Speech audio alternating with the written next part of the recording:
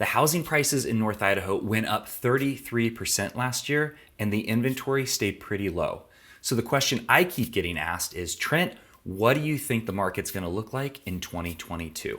Well, I don't have a crystal ball, but I do have data, trends, and expert opinions. So if you are serious about buying a house in 2022 here in North Idaho, stick around because I am going to share what my prediction is for 2022 and how you can get your offer accepted in this crazy market.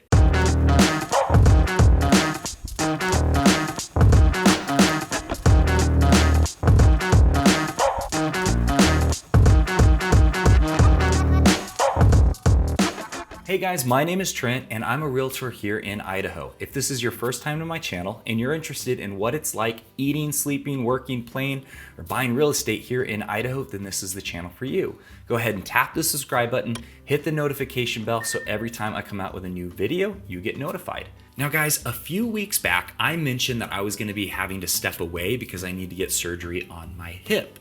Well, the bad news is that my insurance company has said, we're not gonna approve this yet until you do a lot more physical therapy to see if you can fix this on your own.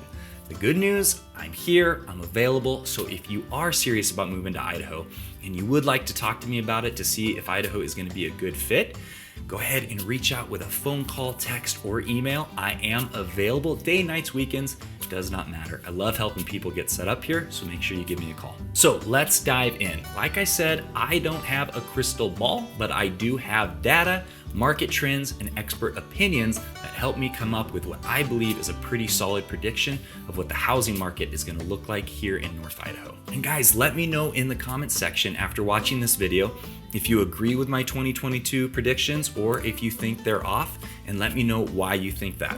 I love reading the comments. I love engaging with people. It's really awesome so that it's not just me talking to my camera, but I actually get to talk to you guys and see what you think of my videos. So the first thing we need to look at is what happened in 2021 in the housing market. What did the median home prices do? Well, in Kootenai County, the median home prices started at $383 and they finished at $510. If my math is correct, that's about a 33% increase in 12 months. We also need to look at the number of homes being sold in January of last year compared to January of this year. Last year, it was 517.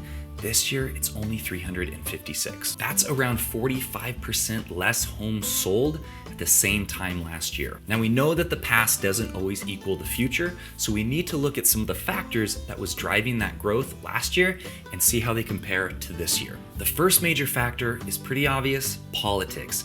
Unless you were living under a rock, you know that our politics got extremely polarized. What I would do is make sure we have everyone encouraged to wear a mask all the time. People that were living in mostly Democratic states that sided with Republicans really felt that their liberties and their freedoms were being taken away because of all the mandates that were coming in. And then the people on the Democrat side felt that the things that the Republicans had done in the prior administration needed to be held accountable, and they were not afraid to show that. So that drove a lot of people to feel like, you know what, I don't want to live in this state anymore. And Idaho wasn't enforcing any mandates, so it really seemed like a place to seek refuge, as well as being a very beautiful place with a lot of friendly people. The other factor we need to consider is exposure. In 2021, the Wall Street Journal came out with an article saying that Coeur d'Alene, Idaho was the hottest housing market in the entire country. Now, for most people who had never even heard of Coeur d'Alene, they decided to start Googling and researching. They probably found some videos on YouTube, I don't know how, but they saw how beautiful it was, how friendly people were, how affordable the housing was, and decided to add Coeur d'Alene to their list of possible places to move. The other really big factor that happened is remote work. During the pandemic, a lot of the corporations that pay very well, that normally required you to live in a major city to work at their corporate offices, allowed people to start working remotely. So a lot of the people that wanted to move to Idaho or started looking and deciding, hey, where do I want to live since I can work remotely and I got this really big salary, Coeur d'Alene, Kootenai County ended up being on that list. So we got a lot of remote workers with high paying salaries to move here. So when they saw that the prices was a little bit higher than they used to be, they didn't really care because compared to living in the city, it was still very affordable. Jumping off of that is factor number 4, which is the housing prices. Now, for a lot of locals and people from smaller towns, they think, oh my gosh, these housing prices are crazy. Who's gonna pay this? In fact, my first house that I bought here in Idaho was $165,000. It was 1,300 square feet, 3-bedroom, 2-bath, nice yard, HOA, it was great. And now that same house costs around $400,000. So we're like, this is nuts. No one's gonna wanna pay this, you're crazy. But for someone from a major city that pays $600,000, $700,000, $800,000 for a tiny little apartment, they see this as going, what? I can have a great house with a yard and beautiful views close to the lake. It's a dream come true. And so that really, really pushed people, even though the prices kept going up, people still continue to come. Now, the last factor that goes into the 33% price increase is FOMO. That's right, fear of missing out, something that my 10-year-old daughter taught me. So with North Idaho, there is only so many houses being built and there's only so many houses to buy. Kootenai County is very worried about this growth changing things, so they're being very cautious about the developments that they approve. So there's only so many houses, and with the price continuing to go up, people from big cities that know that when these prices go up, they don't always come back down.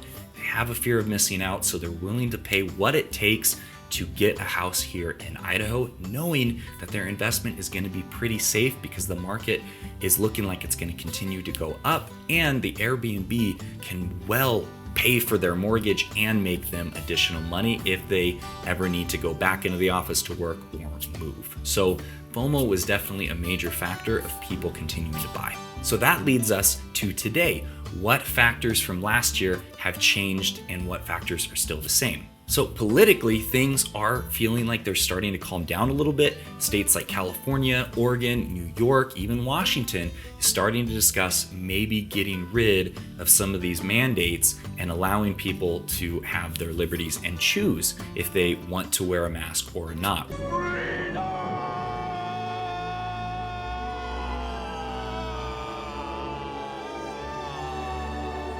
Which I think is good. That's how it should have always been.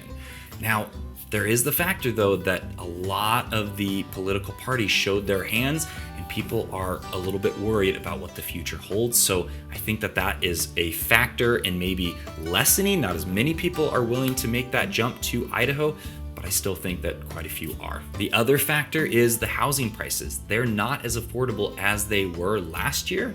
They're around median home price $500,000 now here in Kootenai County. So a lot of the first-time home buyers, a lot of the people that thought, oh, well, I can't buy here, but I can move to Idaho and buy, a lot of them have missed their opportunity to buy a house, so the demand has decreased slightly. And many companies have decided to end remote working now that the pandemic seems to be a little bit more under control. Omicron's not as serious, so they want them back in the office. So if you could be here around 9, that would be great. So a lot of the remote workers that were moving here now have to make a decision. Do I quit and move to Idaho and try to make a living there, which is going to be kind of tough, or do I go back to working in the office? So that also helps decrease demand. So my prediction for 2022 and what is shared with many of my expert colleagues that I called and asked their opinion is we have gone from a tsunami to a large, very large tidal wave.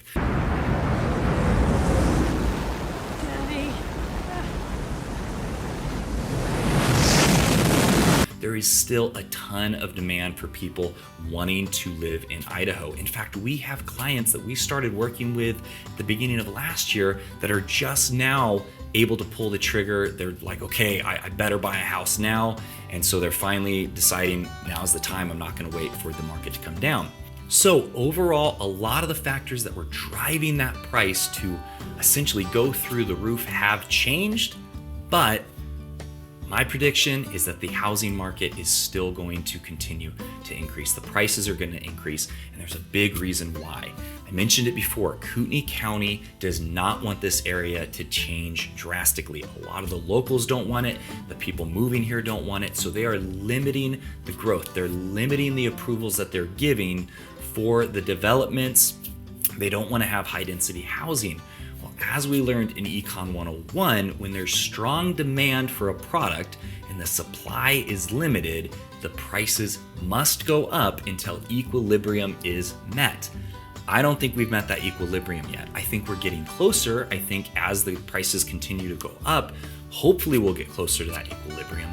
But we're seeing more investors, we're seeing people that have lived in places like San Francisco and LA believing that this is probably gonna end up being something like that, where the prices will continue to go up and they want to get in on the action.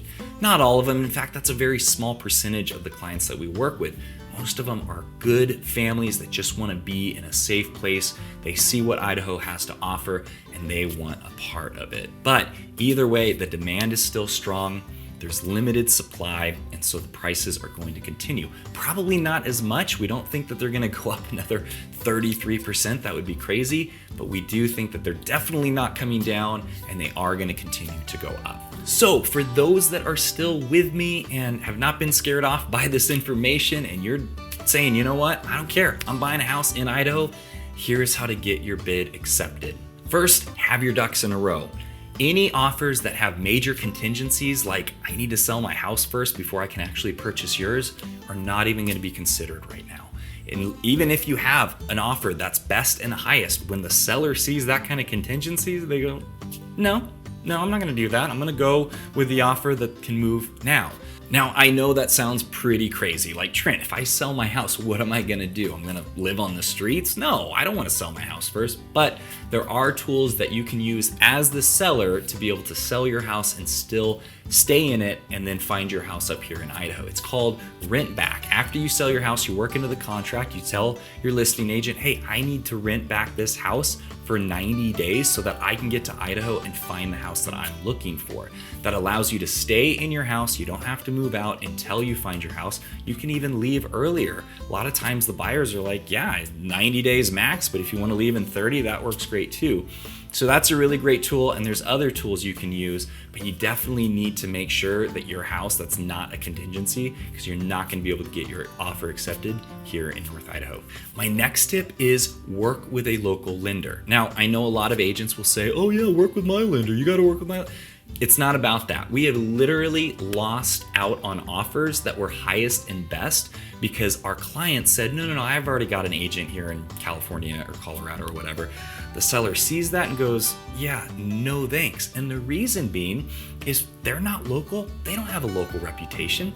They could really care less. The underwriters are kind of like little number Nazis. If everything's not perfect, they're going to delay your closing, or maybe they miss something that is particular to Idaho and not their state in California.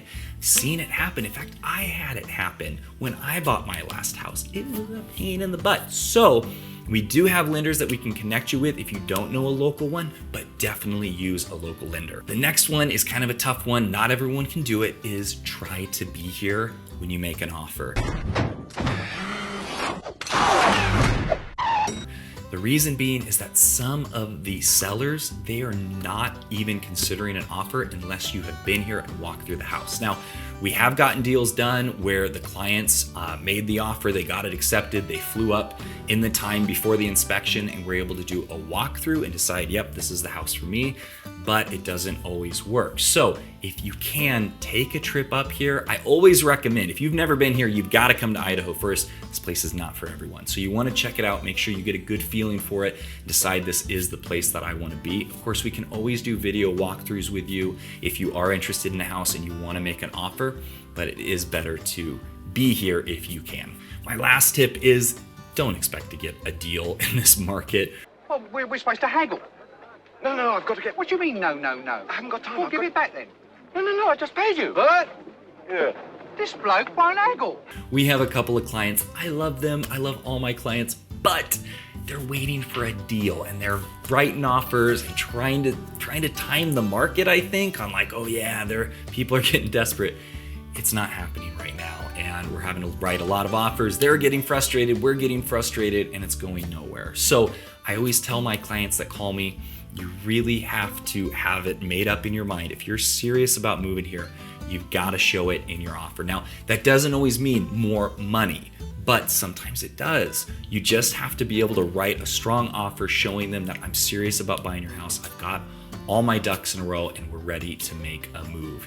If you're sitting there going, well, I'll make you full price offer, but I really like that Corvette in the driveway, it's not gonna happen. In this market for the last 2 or 3 years, the sellers have been in a lot of control. So you just have to make your highest and best offer and hope it goes through. And honestly, if it fits the location, if it fits your needs and it fits your budget, buy it. Buy it, even if it's over the asking. And I know that's kind of risky to say, but so far, everyone that has bought in the last 3 years has not been disappointed. In fact, they're very, very happy about the housing price or their equity building in their home. Because the last thing you want is to buy and have the market drop. Well, it really hasn't been happening. It's continuing to go up. So guys, that is it. Those are my predictions for 2022 based on the data, trends, and expert opinions, as well as tips on how to get your offer accepted. Again, let me know in the comments what you thought of this video. And if you are serious about moving here, please reach out with a phone call, email, text. Like I said, surgery's gotten pushed off. I'm available, so give me a call. And until the next one, I'll see you later.